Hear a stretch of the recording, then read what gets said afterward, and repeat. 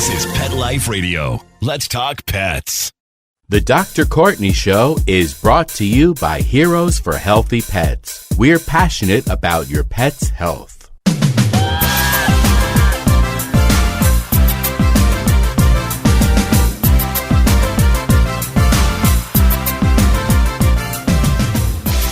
Good day from California. Welcome to the Dr. Courtney podcast. As you could probably guess, my name is Dr. Courtney. I'm a veterinarian, hosted Pet Talk on Nat Geo Wild, and I'm just an all-around pet lover. I want to send a big thank you to all of you who are regular listeners and those who are tuning in for the very first time. Welcome. This is going to be an amazing podcast. Listen, this is a forum where we just get to laugh, love, and learn a lot about pets. And today, we have a very exciting podcast. And listen, I'll be honest, I do get kind of amped up about these podcasts, but this one in particular is going to be amazing. And the reason why is because we have something free for you. Yes, I said the operative word, the word that gets everybody's hair standing at attention, gives people chicken skin, goosebumps, whatever you want to call it, free, F-R-E-E. There is something free in this podcast besides getting to hear from my amazing guests today. So we are going to jump into it and talk about what you can get free by listening to this podcast. But first, I'd like to talk about something that affected me as a child growing up. I grew up basically in the sticks, in the woods, in Connecticut, Burlington, Connecticut, in fact. And during my upbringing, I was kind of just faced and battled a whole bunch of bugs outside. Yes, it has been one of the nuisances of my upbringing is being affected by all kinds of flying insects. And particularly mosquitoes, horseflies, boy, they can bite. But one particular insect, in fact, is called no-see-ums. And no-see-ums are basically what you would imagine by saying you can't see them. They're tiny biting insects that can be a plague to so many people, particularly around watered areas, lakes, ponds, swamps, and they are just as much of a pest as mosquitoes, and they can ruin an outdoor get-together. If you're trying to eat dinner outside, you may not be able to because of no-see-ums, and they just end up biting your skin and cause these red marks, and they're less than 0.03 inches long. So that's why they're so difficult to see, and that's why they are called no-see-ums. Well, pets have their own version of no-see-ums. Yes, they can be bitten by the fly too, but their no-see-ums that are more dangerous and more deadly happen to come in the form of viruses and bacteria and parasites. And so humans have no-see-ums, but obviously we refer to them as those flying insects. But the truth is, humans, dogs, cats, all of us that interact with each other together can have a different class of no-see-ums, and that's what we're going to talk about today, the no-see-ums that you can help prevent with vaccination. And these no-see-ums are in the form of viruses, bacteria, those kinds of things. And that's why it's going to be an amazing podcast today, because we wrote a book and I co-authored a book with an amazing guest today that's going to talk about these sort of silent, these types of bacteria and viruses that you cannot see. So I'm going to pause for a brief moment, and when we come back, we're going to talk to our amazing guest and talk about what you can get free and what book we co-authored together. We'll be right back. We'll be right back, right after these messages. Stay tuned. It's not just a sneeze. It could be the pathway to disease. Your dog is at risk for contracting dog flu. That's why it's important to vaccinate your dog for dog flu. Get your dog vaccinated today. Visit dogflu.com for more information. Oh, sure. It's all fun and games until someone ends up in a cone. That's right. We are animals. Deal with it. Pet Life Radio. Let's talk pets.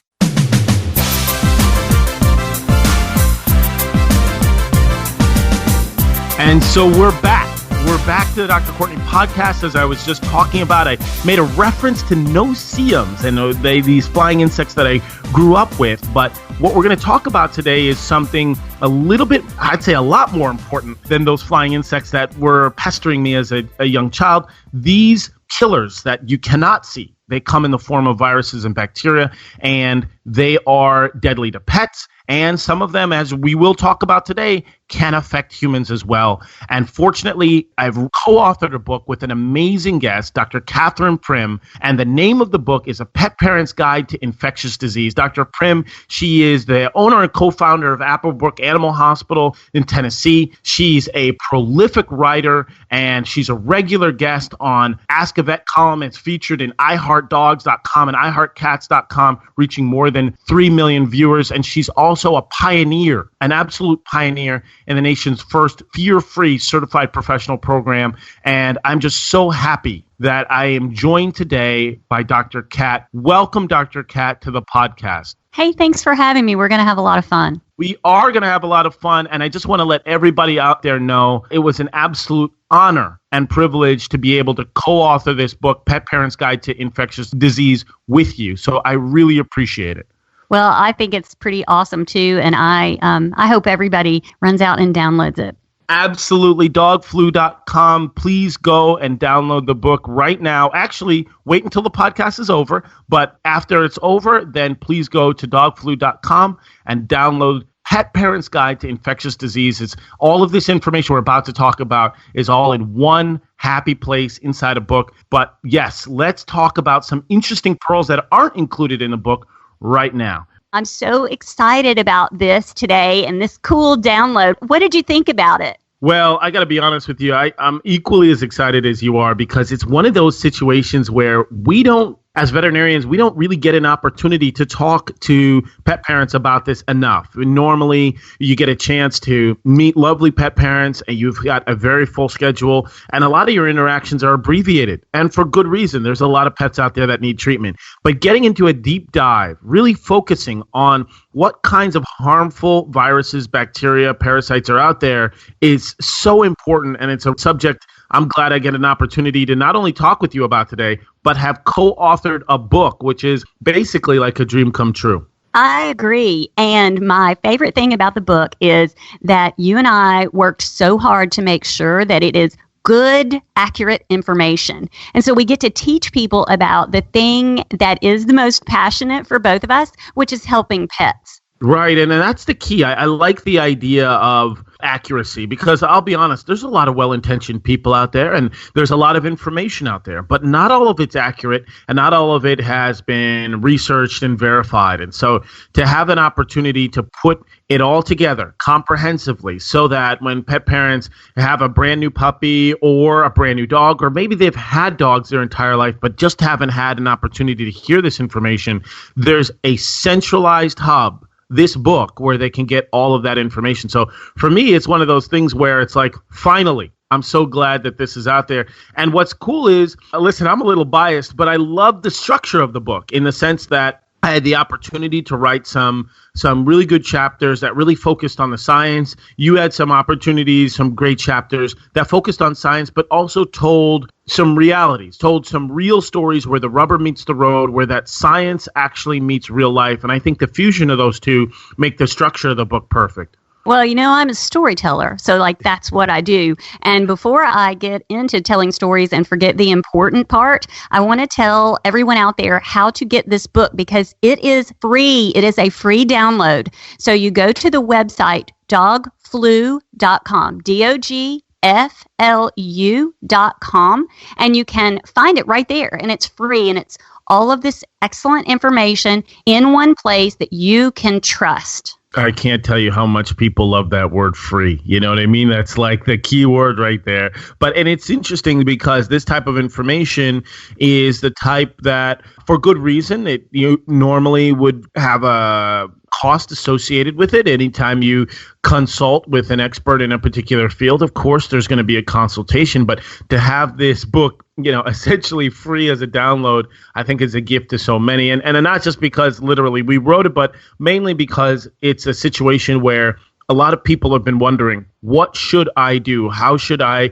protect my dog at home? And what we kind of do is we go through it systematically and focus on these particular viruses and bugs. But what we do, we always underscore the fact that these viruses and the protection vaccines should be tailored to your pet, should be tailored to your pet's lifestyle. And I think nothing is more emblematic of that than this year's recent outbreak of canine influenza. Well, and you can't tailor something to your pet unless you know what you're trying to tailor for. And of course, you want to have an excellent relationship with your own veterinarian. And Dr. Courtney and I are not trying to take the place of that, but an educated consumer who can know what they're looking for creates a better healthcare team for pets. And so this book is our idea, or the culmination of all of our hard work to do just that, to give dog lovers good information. And I kind of want to give everybody little hints and teases to make them want to go and download the book and read it. So I want you to jump in with me, Dr. Courtney, but we talk a little bit about parvovirus. So can you help me sort of paint the picture about parvovirus? Well, parvovirus is a scourge, really, and I think that anybody who has spent time within veterinary medicine field, the veterinary medical field, understands and really has been assaulted or confronted with this horrible virus. And when I say assaulted, I mainly mean your nose. Your sense of smell is one of those situations where you're like, my goodness, what is that smell? Oh my, it's puppies and they're infected with parvo. And you put it perfectly in the book. You referenced the idea of the smell of death, and you're exactly right. I think a lot of people in this field know what that smells like. And sadly enough, that's exactly what the result will be for a lot of dogs who are untreated, and even for those dogs who are treated. I think all of us have had experience with parvo. I mean, how tragic is it to be around a family or around a litter of puppies who are passing away from this particular virus, or a new family who has already fallen in love with their new puppy and it becomes sick with parvo, and for whatever reason, they may not have the resources to engage in that high level of nursing care, that really intensive hospitalization, and unfortunately the puppy passes away at home. So I think a lot of us have had that experience. Have you had similar experience with parvovirus as a veterinarian?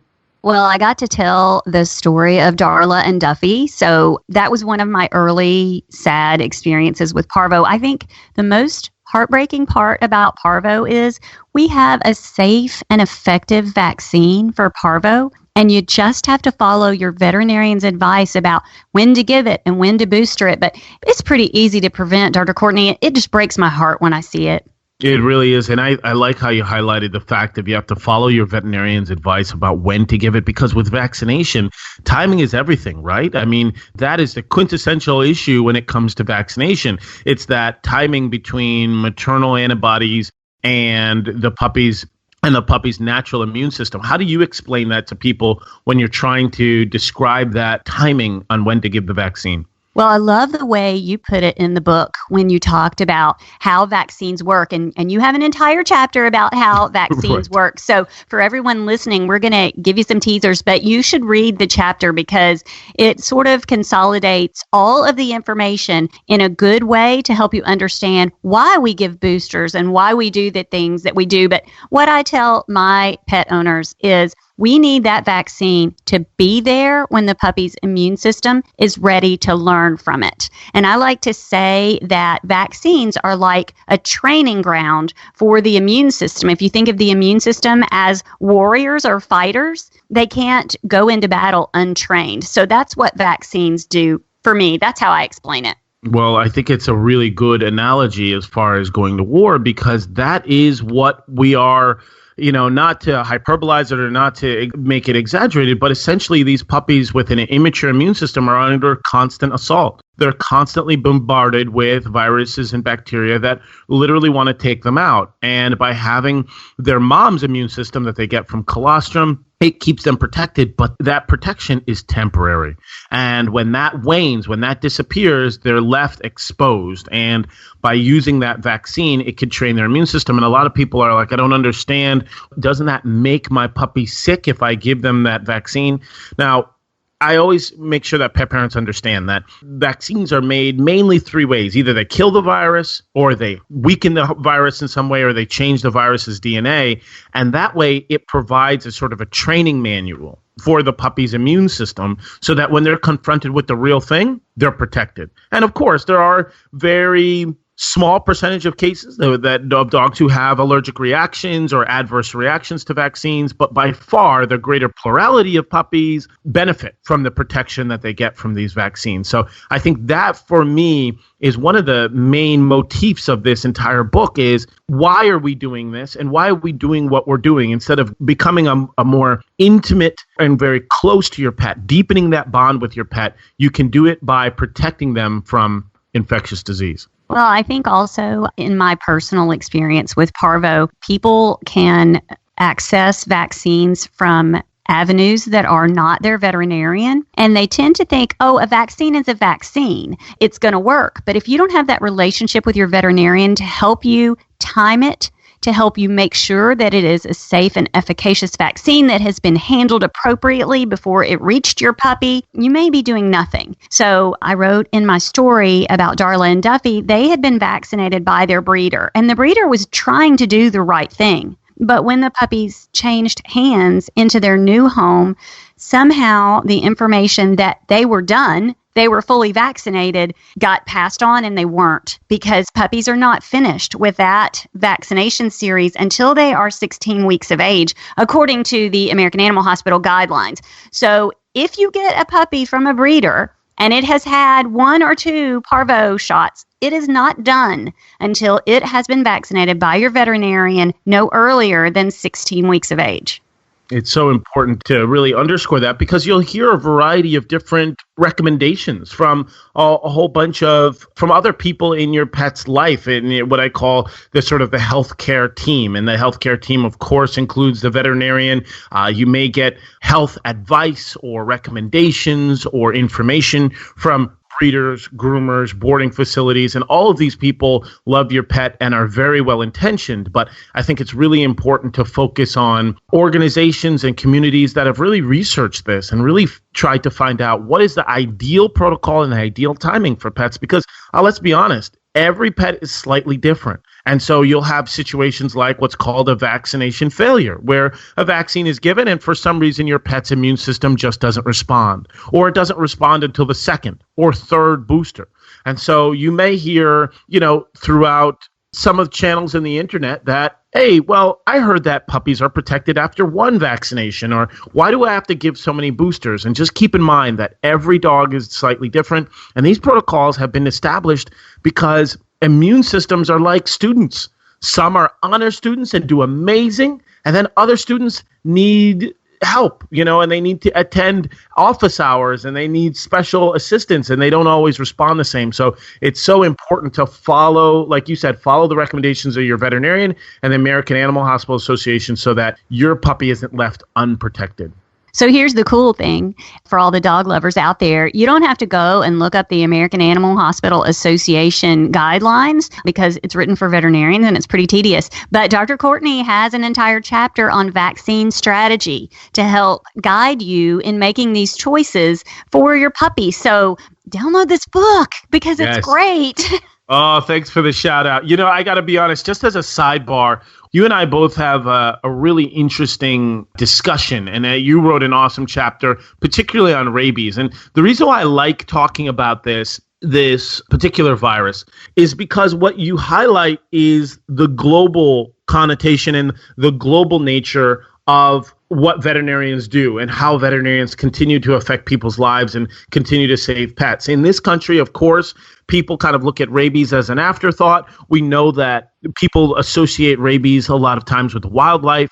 They see a raccoon during the daytime, they know stay away from the raccoon. A skunk during the daytime, stay away from the skunk. Foxes, etc. And they don't really think about their dogs getting rabies. And the reason for that is we have very diligent and focused protocols on rabies vaccination. In fact, it's the law in most states. So I like the fact that in this book, you wrote a chapter on rabies and how it kills close to 60,000 kids globally. And what people should understand from that is that veterinarians are doing amazing work all through the world. And kids who read this or teenagers who read this book can also understand that they can make an impact globally. Have you had either an experience with rabies just in your practice or have had that discussion with somebody about the global impact that veterinarians are making in regards to rabies worldwide? Well, since I've been in practice, I'm in practice in Tennessee, so a lot of people know that already. But since I've been in practice, there was actually a case of rabies in a child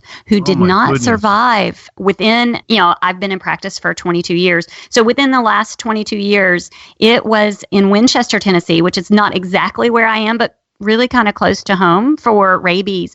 Apparently, this child had found a sick bat and had put the bat in a shoebox under his bed, and his parents did not know that he had that. And, bats have those little sharp teeth, and the bat didn't bite him, but the teeth may have scratched his hand enough for the saliva to infect him. So that was really heartbreaking. But I think about my responsibility to household pets, and how terrible would it be for a human being and their pets to die from this disease when I could have vaccinated for it. Oh, it is really tough. And honestly, it's one of those situations where rabies by far, I think, among people is it seems to be one of the most shocking and notorious infectious diseases that people know about, just because of the signs that it shows. That's sort of what we call mad dog, that phase, that classical salivation. And the old yeller, exactly. Or Cujo is a movie that I think a lot of people are familiar with.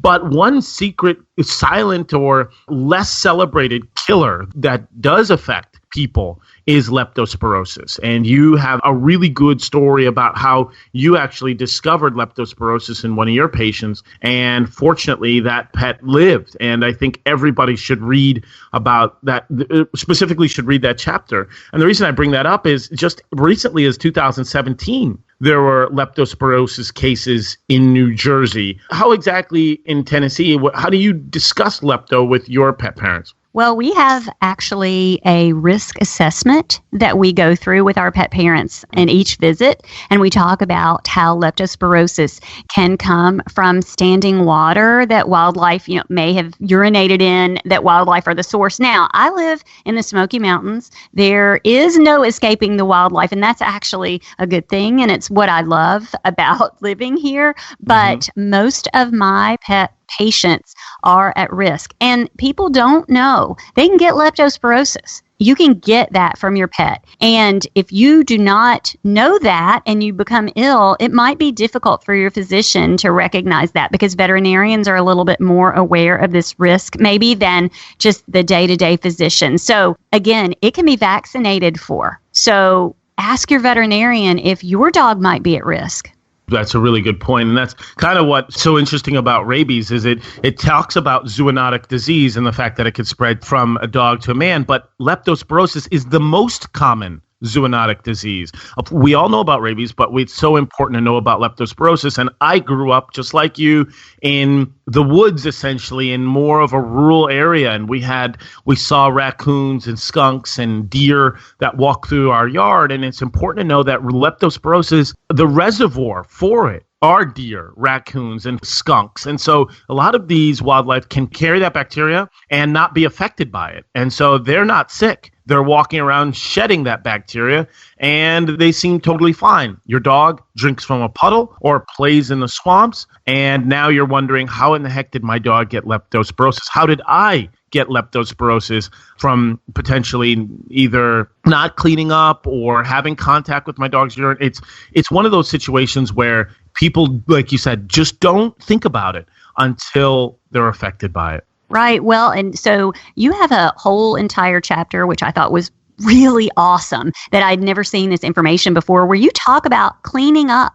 because cleanup is really important in stopping the spread of parvovirus, for example, in between dogs that are infected. And you also talk about some of the other things that are included in the parvo vaccine, like distemper and adenovirus and parvo and parainfluenza. We don't really have time to get into all of those, but they're there. They're in the book. And you talk about how to clean it up. And I spend a lot of time talking with pet parents about advice on cleaning up, and now I can just send them to your chapter. Well, I appreciate that, but I got to be honest. I think one of the infectious disease entities or group of infectious disease entities where cleanup could not be more important? Listen, it's always important, but one of it where it really affects businesses, affects people on almost a daily basis is the idea of respiratory viruses, is the whole quote unquote common cold that you see in pets. And we call this basically canine cough, infectious canine cough, or canine infectious respiratory disease complex, whatever you want to call it, whatever the terminology is.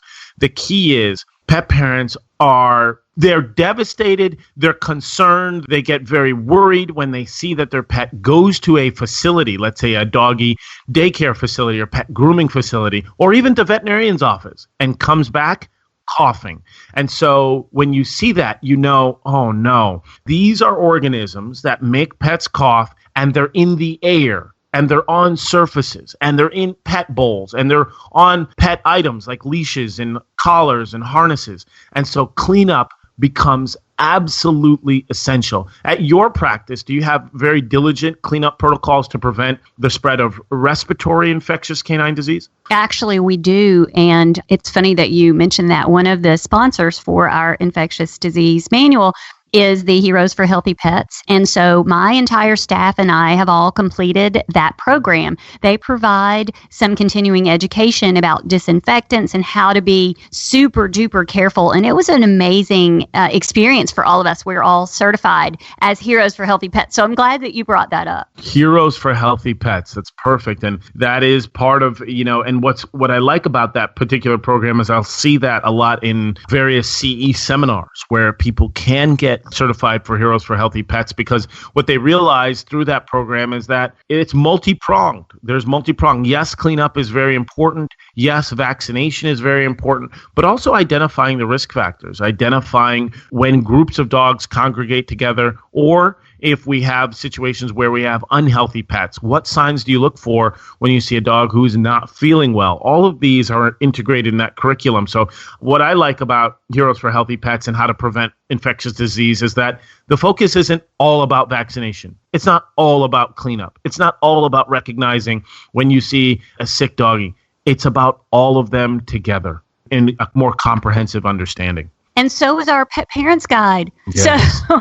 So people need to go to dogflu.com and download the free Pet Parents Guide to Infectious Diseases of Dogs, because it is good information and it is free. And Dr. Courtney and I were both just really blessed to have been able to work together on this project to present this amazing amount of information for free to dog lovers. Absolutely. Stop whatever you're doing right now and go to dogflu.com and actually don't stop. I want you to continue listening to this podcast. But when you're done listening, go to dogflu.com and download this book, because it's, like I said, it's wonderful. It has everything there. You can constantly use it as a reference. Keep it on your bookshelf and keep going back to it over and over and over, and share it with your family.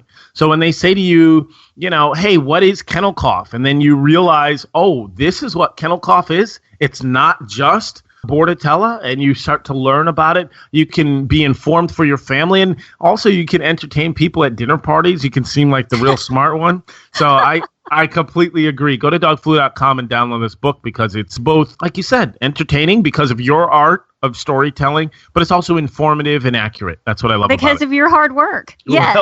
Well, listen, it's important. The reason I say, listen, I think that when I think about this book and I think about the kind of information out there, what to me is the most impressive is the amount that we've learned. Now, there's still plenty that we don't know. But I think that it's important to remember, even from 1967, first parvo outbreak, then 1979, another parvo outbreak. Then the year 2000 is when parvo mutated into 2AC. So even from 1967 all the way to year 2000, and even now, in this 2018, we basically have learned so much, and the volume of medical information doubles every 10 years. And so having the most updated and most current information is perfect. And I like the fact that we also, it wasn't just you and I, we also had a team of references and other resources that we drew from to make sure that everything is up to date and very accurate. And it was really fun, and I thought it came together beautifully.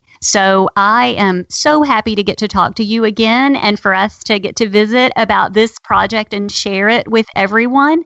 Okay. Well, Dr. Prim, thank you so much for joining me on this podcast. It was awesome talking to you about this book. I'm actually really excited because I know just listening to you and having people hear your voice is going to make them go download this book. I hope so. Thank you for having me. Oh, it's been fantastic. Well, there you have it, folks. This was an incredible podcast. I got to be joined by Dr. Prim and co-authored this book together, Pet Parents Guide to Infectious Disease. Please, whatever you do, download it, put it on your bookshelf, share it with your family, your friends, and everybody else that's in that pet healthcare circle, because this is information that everyone can use. Until next time, just remember there's nothing stronger than the human-animal bond. Let's Talk Pets, every week on demand, only on PetLifeRadio.com.